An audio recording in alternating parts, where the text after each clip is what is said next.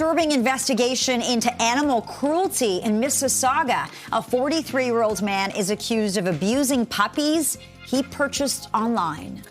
And it's back to work for MPPs at Queen's Park after a long break. And for the first time ever, a woman will serve as Speaker of the House. We'll hear from Donna Skelly. And for the first time in almost 20 years, Canada has updated its national guidelines for treating childhood obesity, and weight loss drugs like Ozempic, they've been approved for older kids as a last resort. We're going to have reaction from the medical community.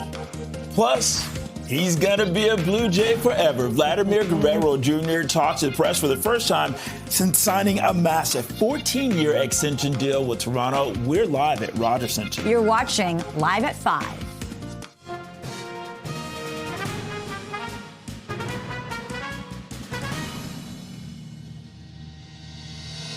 Good evening. I'm Bakari Saad. And I'm Lena Latafat. Thanks for joining us on Live at 5 tonight. We begin with an animal cruelty investigation out of Peel Region. And just a warning to our viewers now, the following story is disturbing. A man's been charged after puppies were found either dead or mutilated in Mississauga. CP24's Melissa Duggan is at Peel Police Headquarters with what investigators are saying. Melissa. Yeah, Bakari, police are calling this a complex investigation. And yes, the details are tough to hear in this one. It involves animal cruelty. The targets in this case, puppies just 8 to 10 weeks old. What we're hearing from police today is that a Mississauga man is facing a slew of charges for allegedly abusing these puppies he bought online.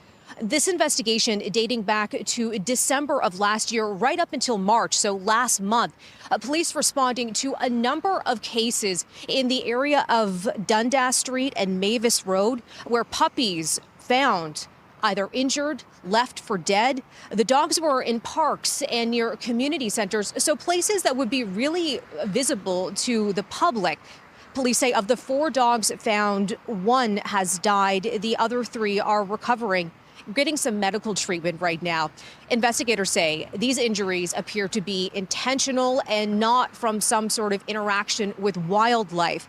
This investigation, it's dubbed Project Sentinel, and police say they were able to link these puppies with a man who was searching for different puppies online through online marketplaces. Think Kijiji. When it comes to that angle of this investigation, we are hearing more from police. Have a listen. These purchases were being made using online platforms, so they're not restricted to the region of Peel. They could have been really anywhere. So, which is why we're appealing to anyone, whether they were, within the region of Peel or anywhere else. But if they made any sales online, using especially Kijiji or any other platforms for selling young puppies, where the other individual used the name Joey or John, or the individual that we arrested, that name, Jiang Wang, to please contact our investigators. As for the charges that this 43-year-old is facing, 4 counts each of causing unnecessary suffering to animals, killing or injuring animals, and cruelty to animals. Now, we did mention those 4 puppies, but police say right now at least 8 puppies may be involved in this case.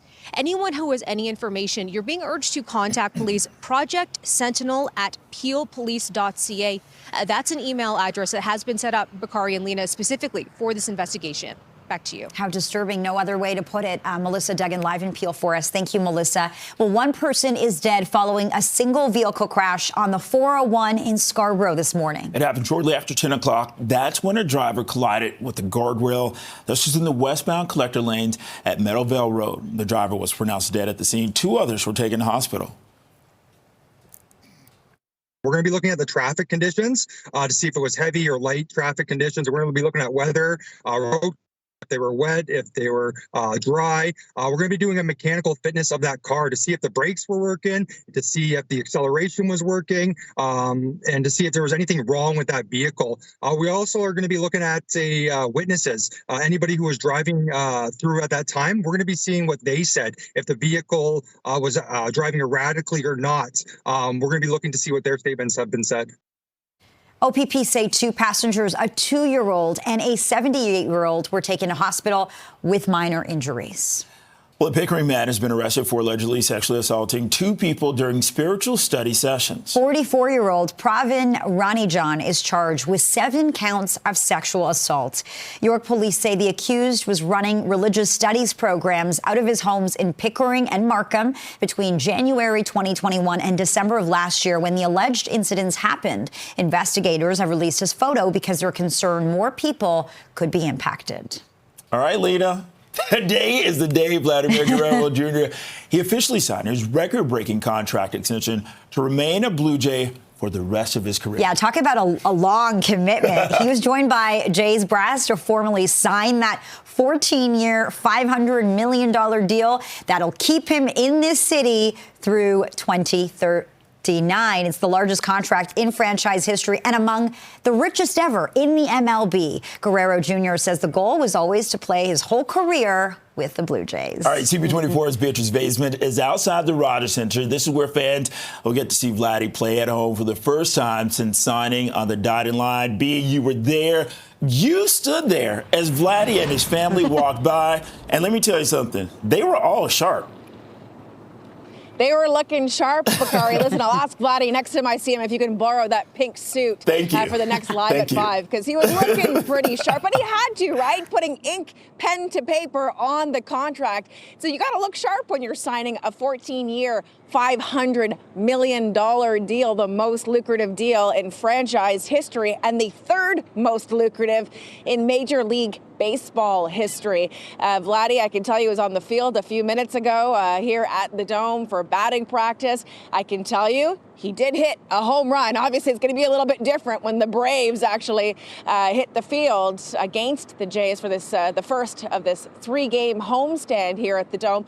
But the fans are incredibly excited, and Vladimir Guerrero Jr. is also excited to pay his thanks to the fans. He says the fans have shown his family tremendous respect. Keep in mind, Vladdy was born in Canada. His father played for the Montreal Expos. Vladdy grew up wearing the Expos jersey, and now he dons number 27 for Canada's team. What that means to him, he says, I'll get to be a Blue Jay forever. Here's what we heard from Vladimir Guerrero Jr. earlier this afternoon. I always say the fans, how they treat us, how they respect my family, how they always come here to give you support, you know. And another thing is the organization, you know. Organization. I don't see this like organization. I see this like I'm a family, you know. I've been with this organization since 2015. You know, it's 10 years. So this organization is part of my family. And it really is part of his family. Vladdy talked about, you know, the emotional phone call he got to make to his young daughter a few days ago. She'd been asking for months now, Daddy, do we get to stay in Toronto? And he said he was really emotional when he got to call her and say, yes, you will get to grow up here in this city. As for the Jays front office, we heard from them how rare it is to have a franchise legacy player like Vladimir Guerrero Jr., what he does for the team. He's got that signature smile, the way he inspires other young players. This is a guy who was signed as an international free agent in 2015, called up from the minors to don the Jays jersey in 2019, and he hasn't looked back since. In fact, he had one of the best seasons of his career last season, winning the Silver Slugger Award. I asked Jays manager John Schneider what signing this deal does for team morale, considering a few months ago this was not certain. And here's what we heard from John Schneider. I think everyone was in the same boat where we thought he was very deserving of a contract like this, and it's nice to kind of get it done and worry about winning. And it's for guys like Bo. I think it's cool for guys like Bo and a lot of other guys on our team to be here to support Vlad today and this season. But there's a way you kind of just go about your day, whether you're Vlad now or anyone else on the team, to where it feels nice, and you got to kind of just continue to focus on winning. Focus on winning a World Series championship. That's what the head of Rogers said would be the ultimate return on investment for this massive deal with Vladimir Guerrero Jr. And I bet he'd be wearing a pretty sharp suit, Bakari and Lena, to that press conference if the team managed to secure that World Series. Okay, Beatrice, say it with me one more time. $500 million. Money. That's what I'm talking about. I love it. All right, CP24's Beatrice Vaisman live outside of the Rogers Center. Thanks, B. Well, right now it is 5:10, 13 degrees. This is Live at 5. Well, history was made at Queen's Park today with the election of the first woman speaker in the history of the legislature. We're going to have a reaction coming up.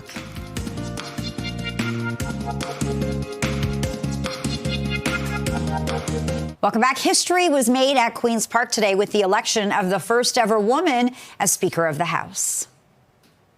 Honorable members, you have elected Donna Skelly. All right, PC MPP for Flamborough-Glanbrook. Donna Skelly won the role over Oshawa's NDP MPP, Jennifer French, to become the 44th Speaker in the province's history. Now, Skelly replaces Ted Arnott following his retirement. And let's bring in CP24's Phil Perkins with reaction to the province's first woman speaker. We'll begin with what Doug Ford said, Phil, and he says it's about time. Yeah, it's about time. 2025, Donna Skelly, the MPP for Flamborough-Glanbrook, which is a rural part of Hamilton, just north of Waterdown. They, too, echoing the same statement. It's 2025. This should have been happening a long time ago, but they're glad that it's happening now. This was the first order of business at Queen's Park since the return after the provincial election. Donna Skelly has been an MPP for that area with the Progressive Conservatives since 2018, and before that, she was with City Council with the City of Hamilton, and before that, she was just like us. She was a broadcast journalist for local news. I shared a newsroom with her. She was in the business for about 30 years. Here's what she had to say about the honor. All of us, regardless of our sex, would be bringing something unique to the role of Speaker. One of the things I want to do, I'm from Northern Ontario, and I really felt growing up that there's a disconnect between rural and northern parts of our province and Toronto, in particular this building. And I want to bring somehow the legislature to Northern Ontario, to parts of rural Ontario. And how that looks yet, I'm not sure, but it will be one of my priorities for sure. I think it's amazing. We just gave her a big shout out for Donna, and she's blazing a new trail. This is historic. It's amazing that we have a woman as a speaker, and I'm actually shocked it's taken this long to happen, but we're glad we're the first government to have a woman speaker. And the group Equal Voice, which is a group that wants to improve gender representation in politics, says obviously this is a massive deal because it sends a clear message that progress is not just possible, but it is actually happening. Back to you two. Okay, a brush with fame. I didn't know that you worked with Skelly. Yeah, it's true. For a while. She's great. She was a great mentor in the biz, and happy she's doing good things. All right, CP24's Phil Perkins joining us live from the newsroom. Thanks, Phil. No problem. Okay, Premier Doug Ford spoke at Queen's Park this afternoon. He says that protecting Ontario against tariffs, that's his top priority. And he is prepared to work with other parties to do so. Let's look at where we can all work together, opposed to going back and forth against each other. I'm 100% focused on these tariffs, and the foundation of our healthcare and our education and infrastructure is all about our economy. So we have to keep our economy very strong. And Ontario NDP leader Marit Stiles talked about her priorities for this new legislative session. She says she's open to working with the PCs. We've heard that there's some, they're talking about economic priority areas. We'll be looking to see what it is exactly that they're proposing. We'll be looking at whether or not their proposals will actually strengthen Ontario, whether they will protect workers and strong union jobs and communities. And so we'll be looking at what they propose, as we always do, and we will be working with them and collaborating with them. Ontario Green Party leader Mike Schreiner says that he is prepared to work across party lines during the upcoming session in order to tariff-proof Ontario. I've had conversations and text exchanges with the Premier saying that Ontario Greens are ready to work across party lines, because I think it's important especially on, legislation that deals directly with trade, that we show strength through unity to push back against Trump. That's the approach we're going to take in the legislature, and we're hoping that all parties take that same approach, which is not dissimilar to the early days of the pandemic emergency, where we all worked together to quickly pass legislation to protect people in this province. We're ready to do that right now to protect Canadian workers, Canadian jobs, and Canadian companies. It is 5:16, 13 degrees out there. This is Live at 5. And the federal election is going to be held 2 weeks from today. We'll take a look at where the leaders are today and break down the latest poll numbers next.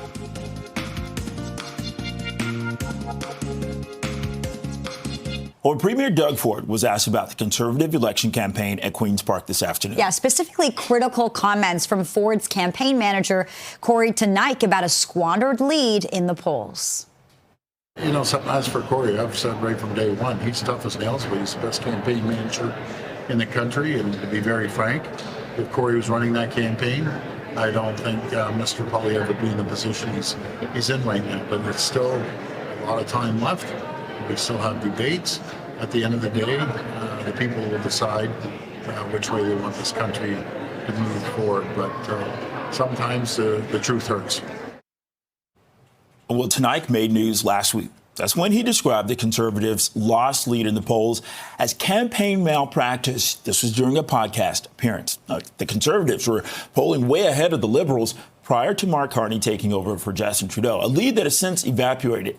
Tenike was Premier Ford's campaign manager in the last 3 Ontario elections, which led to 3 successive majority governments. And staying with the federal election, the leaders of all main parties, they're campaigning in Ontario and Quebec today with just 2 weeks to go until the big day. Party leaders are also getting ready to take part in televised debates in Montreal this week. The French language debate takes place Wednesday. The English debate is going to follow Thursday. Well, Liberal leader Mark Carney toured a Bombardier facility in Dorval, Quebec today. This is where he laid out his plan to invest in the Canadian military. Now, Carney's promising to overhaul defense procurement to streamline the way equipment's purchased for the armed forces and buy Canadian whenever possible. Carney says that the Liberals would also boost domestic defense industry production, as well as create an agency that would provide the military with made-in-Canada solutions in areas like AI, quantum computing, and cybersecurity. The threats to our sovereignty are multiplying. And in response, we have to give our armed forces the new resources that they need to defend our sovereignty with a made-in-Canada defense procurement approach that will help our defense businesses to grow here at home. And Conservative leader Pierre Poilievre made a campaign stop in Montreal this morning. That is where he promised to crack down on violent criminals. Every life matters, and someone who takes multiple lives should be held accountable for each one. That's why I'm announcing today a Conservative government will reintroduce and pass the law that empowered judges to impose consecutive sentences for killers convicted of multiple murders. The worst mass murderers should never be allowed back on our streets. For them, a life sentence should mean what it says, a life sentence. They should only come out in a box. We will do this using Parliament's legitimate constitutional authority under the Charter of Rights and Freedoms that allows Parliament to act to protect the charter rights of Canadians. NDP leader Jagmeet Singh campaigned in Toronto this morning. This is where he promised to hire 35,000 new nurses by 2030 if elected. Singh met with healthcare workers to announce his party's plan, which includes improving working conditions and cracking down on private nursing agencies to reinvest in public health care. We are committing to ensuring that there is an appropriate ratio between nurses and patients. Nurses want to provide the best care possible, the care that they were trained to do, but they cannot do that if the ratios are not appropriately set. How can a nurse provide the care, the life-saving care, the high-quality care, if they just don't have enough nurses to provide the right ratio? So we need the right ratios. We also know the conditions of work are directly related to the conditions of care. We have good work conditions, safe work conditions, appropriate nurse-patient ratios, and nurses are properly compensated, properly supported for the work they do. We have good outcomes in our healthcare system. And the latest Nanos research poll for CTV News and the Global Mail shows the Liberals gaining a little bit of ground. The Liberals are up over a point to just under 45%. That gives them a 7-point lead over the Conservatives, who are unchanged at just under 38% support.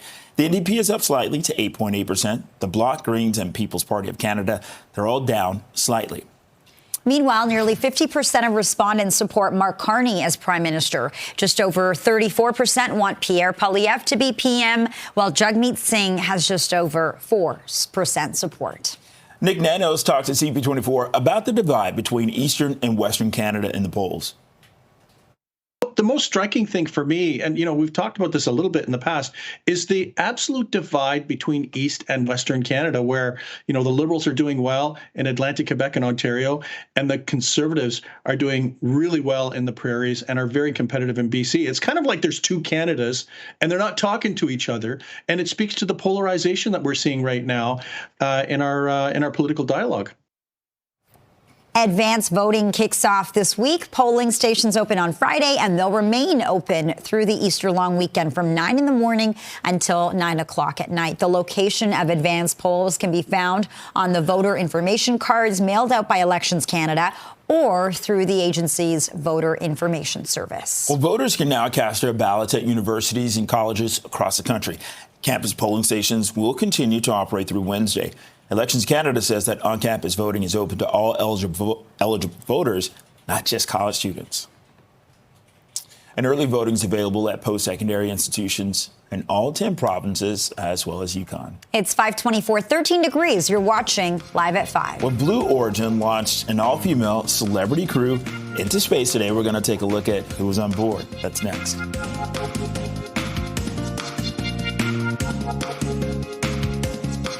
Welcome back. An all-female, star-studded crew, no pun intended, took part in a brief space flight today, blasting off from West Texas. Liftoff. New Shepard has cleared the tower. Okay, Jeff Bezos' Blue Origin launched his fiancée, Lauren Sanchez, to space alongside Katy Perry and Gayle King. Oprah was still on the ground. The former NASA rocket scientist Aisha Bowe, civil rights activist Amanda Wynn, and film producer Carrie Ann Flynn. Yeah, and Oprah got pretty emotional about the whole thing. Now, Bezos greeting Sanchez when the capsule touched back down on Earth after about 10 minutes or so. A lot of cameras there. This was the moment the two were reunited. Each member of the celebrity crew really taking in the momentous feat. This is the first all-female space flight in American history. Yeah, and of course, the internet is abuzz. Oh, yeah.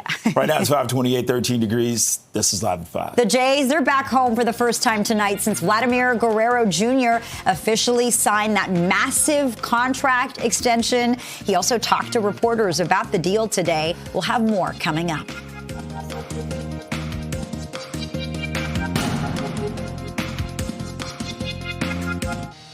A disturbing investigation into animal cruelty in Mississauga. A 43-year-old man's accused of abusing puppies that he bought online. It is back to work for MPPs at Queen's Park today after a long break. And for the first time ever, a woman will serve as Speaker of the House. We're going to hear from Donna Skelly. And for the first time in almost 20 years, Canada has updated its national guidelines for treating childhood obesity, and weight loss drugs like Ozempic have been approved for ages or have approved age for older kids as a last resort. We're going to take a closer look. Plus, he's going to be a Blue Jay forever. Vladimir Guerrero Jr. talks to the press for the first time since signing a massive 14-year extension deal with Toronto. We're live at Rogers Centre with more. This is Live at 5.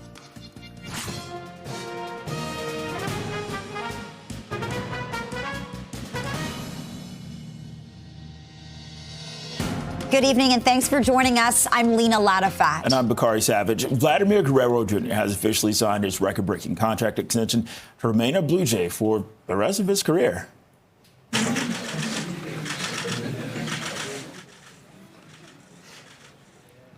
He was joined by Jays brass to formally sign the 14-year, $500 million deal that'll keep him in Toronto through 2039. It's the largest contract in franchise history and among the richest ever in the MLB. Guerrero Jr. says the goal was always to play his whole career with the Blue Jays.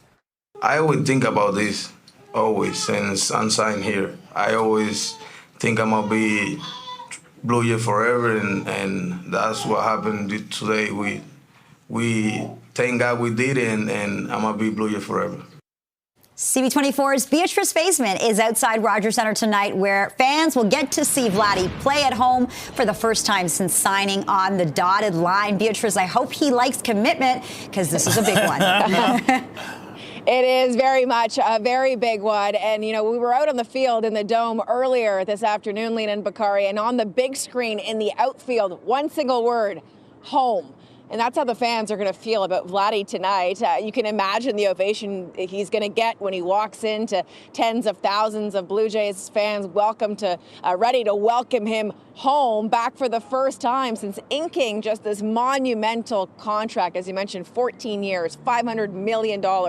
This is a guy who was signed as an international free agent by the Jays organization back in 2015. Fast forward 4 years later, 2019, a young 20-year-old Vladimir Guerrero Jr. makes his debut with the Blue Jays after being called up from the minors. A month later, he whacks his first home run. Now here we are, coming off one of his best seasons ever, where he won a Silver Slugger Award for some 30 home runs last season. And you can bet the fans, they want to see a home run tonight as well. I asked some fans earlier, is he worth the $500 million? Here's the response. Excited and happy. I can see that he's really happy that he's staying in Toronto, and all the fans might be happy for him. It's awesome. He's had a great career so far, and he's going to get to end his whole career here in, Toronto. It's his home, so it's awesome to see. Super pumped. We're here from Saskatchewan, so it lines up perfectly. I did my part. I got the Vladdy jersey yesterday. I think it's great for the organization. Nice to see him lock up some hometown talent. That last gentleman coming in from Saskatchewan saying he got the Vladimir Guerrero Jr. jersey last night. He's going to be here for today's game to support the team. It is, of course, Canada's team. Vladdy's father playing for the Montreal Expos. Vladdy grew up wearing the Expos jersey, and for likely the rest of his career, he'll be wearing a Blue Jays jersey. He certainly was during batting practice on the field at the Dome earlier this afternoon. I can tell you, I was witness. He did hit a home run getting warmed up before taking the field to welcome the Atlanta Braves for a 3-game homestand. As for morale, what Vladdy means for the organization, what that signature Vladdy smile does, and the leadership that he shows in the locker room. We heard from the Blue Jays general manager, Ross Atkins. Here's what he had to say. Most importantly, thank you to Vlad. It's an honor to be sitting here with you today to think about this journey from the early days with John Schneider and Cesar Martin and Danny Solano, that you began your time here, and to think that you will finish your time here is an honor to be a part of that. The way you go about it is so good for baseball. And I'm so honored that it's going to continue to be so good for baseball as a Toronto Blue Jay. You make the game better every day, and the fact that it's going to continue in this uniform is very special. And keep in mind, not that long ago, it was not a certain done deal. During spring training out in Dunedin, Florida, Vladdy said he was ready to potentially dip his toe into free agency. Turns out he's not afraid of commitment, Lena and Bakari, because now he's got one from the Jays. He's a $500 million man, and the fans are excited to see him at home at the Dome tonight. And Beatrice, that was such a great press conference. One of my favorite moments was when Vladdy was asked about how he told his daughter the big news. I know you were listening to that. What did he say?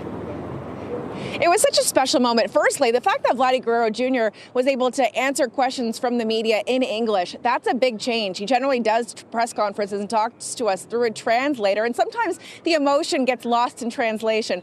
Thankfully, it didn't today. Vladdy's daughter, he said, had been asking him for months, "Daddy, are we going to get to stay in Toronto?"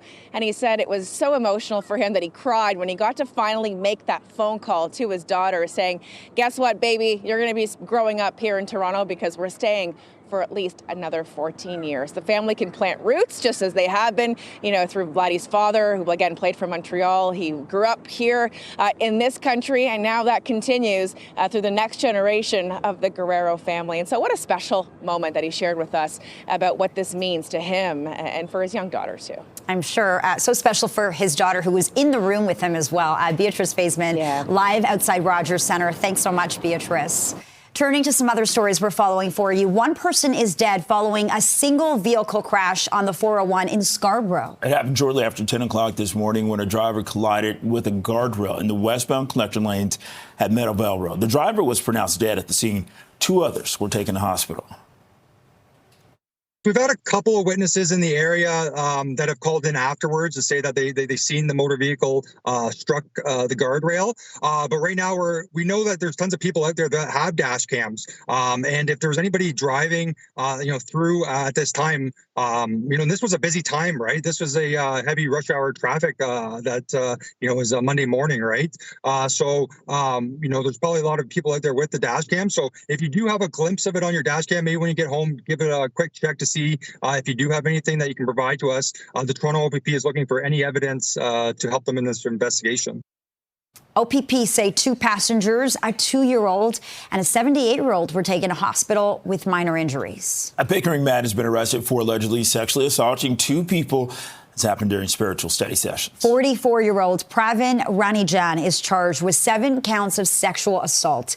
York police say the accused was running religious studies programs out of his homes in Pickering and Markham between January 2021 and December of last year when the alleged incidents happened. Investigators have released this photo because they are concerned more people could be impacted.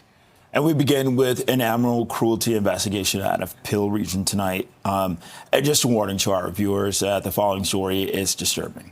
A man has been charged after puppies were found either dead or mutilated in Mississauga. CP24's Melissa Duggan is at Peel Police Headquarters with what investigators are saying about this. Melissa. Yeah, Lena, it doesn't get much more innocent than puppies. Tragically, in this case, several of them targeted. The allegations are alarming. What we're learning from police today is that they have arrested a 43-year-old Mississauga man. He's facing a long list of charges for allegedly abusing several puppies that he purchased online. And the reason why we're hearing from police today in kind of a public manner is they want people to be aware of this because they're concerned there may be other puppies involved in this case. We're showing you images from the area of Dundas and Mavis. That is where the discovery of these puppies were made, in parks, near community centers, in public places where the public could easily spot them. These puppies were found injured, left for dead in some cases. And police say that these injuries that these puppies had sustained were intentional, that they weren't through some sort of interaction with wildlife. What we're hearing from police is that these purchases of these puppies were made online through marketplaces like Kijiji. And the suspect involved used names like John, like Joey. If any of that rings a bell to anyone who may have sold a puppy online, you are urged to call or contact police. I'm going to give you some contact information in just a second. But first, I want to share a little more about the condition of these puppies, just how many were involved. Here's what police are saying. We believe that 8 dogs were involved. Out of those 8 dogs, 4 have been recovered. Out of the 4, 1 was unfortunately found deceased. But the 3 other dogs are receiving medical care as we speak. Just so tough to hear. The dogs were found between December of last year up until March, so just last month. The suspect in this case, Jiang Wang, is facing a long list of charges, including causing unnecessary suffering to animals, killing or injuring animals, and cruelty to animals. And again, Peel Police asking for any members of the public who have any information to contact them. There's an email address that they're actually sharing. It is projectsentinel@peelpolice.ca. Lena Macari, police calling this a complex investigation, and it sounds like their work isn't done yet. Back to you. Okay, live at Peel Police Headquarters, CP24's Melissa Duggan. Melissa, thank you. It's 5:41, 13 degrees. This is Live at 5. Well, history was made at Queen's Park today with the election of the first woman speaker in the legislature. We're going to have more reaction to that coming up.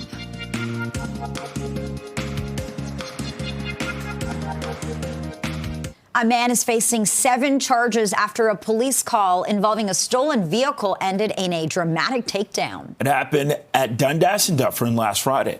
Viewer video obtained by CTV News shows a smoking gray pickup sandwiched between police cruisers. So police allege officers in marked cruisers found the stolen truck as it was stopped in traffic, saying that the accused intentionally rammed into police cars, damaging 2 cruisers. Well, the occupants of the car refused to get out on demand.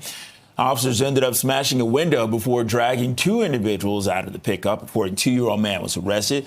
He's facing charges, including operating a vehicle when prohibited from doing so. A 38-year-old woman, Mackenzie Whiteman, was also arrested and charged. We heard a lot of screechings and crashing. Eventually saw the police boxing him in. But at that point, we moved to the back of the store in case his truck let loose and came through in front of our store. It was really bad. Like, we never saw. It's like we were watching a really bad movie. So many police. I never saw police with guns in front, in my eyes. And as I got out, I just saw like a truck steaming and just trying to like get past the barricade that the cops set up. And then just started that ruckus. Cops got out. Weapons were drawn, trying to get the people in the vehicle to get out. They wouldn't get out. Then had cops like jumping over the vehicle. It was a big ruckus. Court documents obtained by CTV News show the accused, Christopher Leonardo, has a lengthy criminal record. He has 37 prior charges in the last 3 years, including a handful of car thefts, dangerous driving, and multiple assaults, including assault with a weapon. Well, history was made at Queen's Park today with the election of the first ever woman as Speaker of the House. Honorable members, you have elected Donna Skelly. PC MPP for Flamborough-Glanbrook Donna Skelly won the role over Oshawa's NDP MPP Jennifer French to become the 44th Speaker in the province's history. Skelly replaces Ted Arnott following his retirement. Well, let's bring in CP24's Phil Perkins with reactions to the province's first female Speaker. Bill. Yeah, Bakari and Lena, this was the first order of business at Queen's Park since the provincial election. Yes, and it was a historic one. It seems like no matter what, a woman was going to be the next speaker. As we mentioned, she got the job over NDP Jennifer French, who is in Oshawa. But this is a big move for Skelly, who has been with the Progressive Conservatives as an MPP for Flamborough-Glanbrook since 2018. Before that, she was at Hamilton City Hall. And before that, she was a reporter in the Hamilton area for 30 years. And now she says that because Flamborough-Glanbrook, if you're not aware, it's a rural part of Hamilton, she wants to kind of merge that disconnect between rural Ontario and Queen's Park. Here's what Donna Skelly, as well as Ontario Liberal leader Bonnie Crombie, had to say. It's overwhelming, it really, really is. It's 2025, and yes, we're just now electing a female speaker, but it is such a privilege. It really is. When I say I'm humbled, I genuinely, I really very much. It's just so incredible. It really is. We are delighted to be back to the legislature. We are bigger, better, stronger. We have 30% of the vote and 5 new members, so we're pretty excited to be here. And it's really a historic day as we saw that the first woman has been elected Speaker of the legislature. So all of us want to congratulate MPP Donna Skelly on being elected our first female Speaker. And the group Equal Voice is trying to advocate for greater gender representation in politics, says this is a great move because it doesn't just show, aspiring female politicians that progression is not just possible, it's happening right now. Mind you, in 2025, as Donna and Doug Ford mentioned, but it's happening. Back to you guys. All right, Phil Perkins live in the newsroom. Thanks so much for this, Phil. It's now 5:48, 13 degrees out there. You're watching Live at 5. Coming up, we'll take a closer look at new guidelines on childhood obesity from the Canadian Medical Association.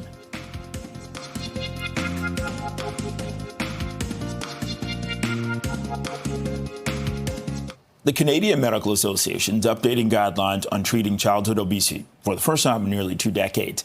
The new guidelines suggest managing obesity should be based on health outcomes, not appearance. Yeah, and in some cases, the experts behind the clinical recommendations say families should also be given a chance to consider surgery and weight loss medications like Ozempic, but only if older children have struggled with weight management. For a closer look at these recommendations, we're joined live tonight by Obesity Canada's Director of Advocacy and Public Engagement, Ian Patton. Ian, good to have you on the show and good to get your perspective on this. Thanks for joining us. You have a personal connection to this story. You went through life-threatening complications before eventually getting bariatric surgery yourself. What is your takeaway here?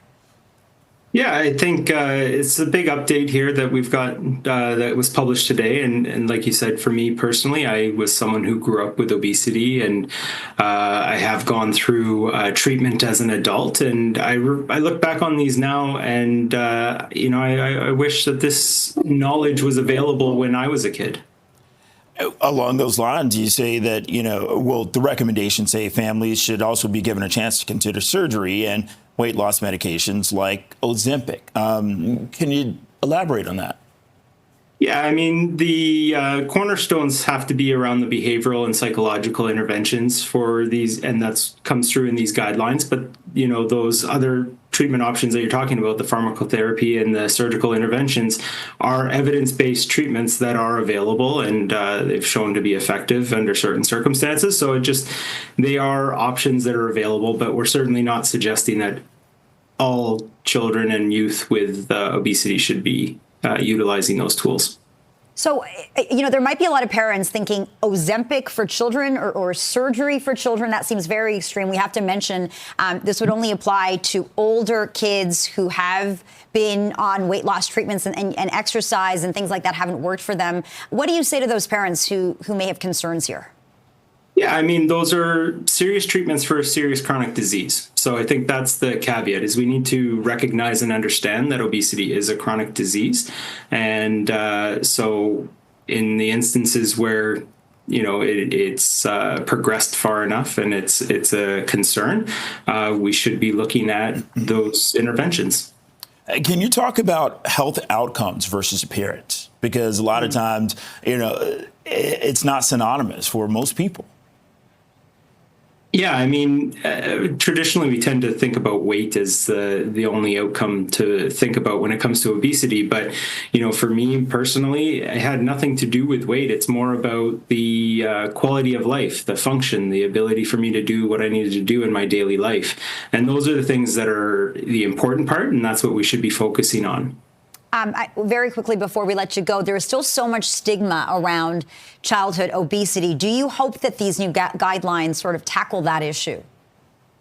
I hope they open the door for some conversations. I think the stigma and bias piece is it's a complicated issue, and it's not something that we're going to solve overnight. And I don't think these guidelines themselves will certainly solve that. But I hope that it opens up the conversation and people start recognizing that, like I said, obesity is a chronic disease, and that can kind of start improving that bias and stigma that people experience. Obesity Canada's Director of Advocacy and Public Engagement, Ian Patton. Thank you. Thank you.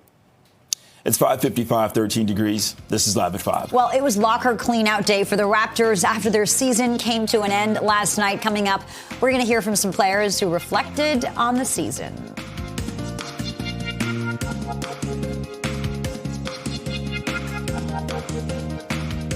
The Raptors cleaned out their lockers today after their last season came to an end last night. It was a year of ups and downs for Toronto, who finished 11th in the Eastern Conference with a record of 32-50. And despite not making the playoffs, the Raps added some young talent and showed flashes of good things to come down the road.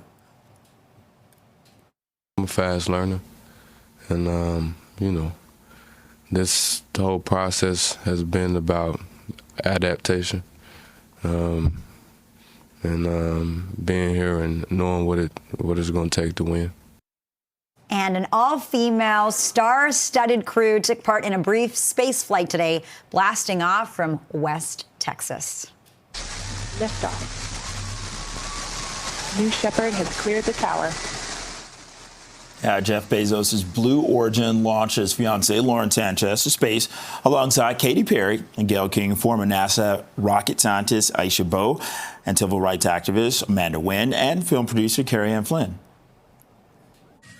The moment, it is the highest high, and it is surrender to the unknown, trust, And this whole journey is not just about going to space. It's the training, it's the team, it's the whole thing. I couldn't recommend this experience more. It is Gayle King's facial expressions that are taking the internet by storm today, and I have to say that is my favorite thing to come out of this story. Yeah, there's a lot. It's 5:59, 13 degrees. This is Toronto's breaking news, CP24. So many memes. Well, thank you for watching. CTV News at 6 is coming up next.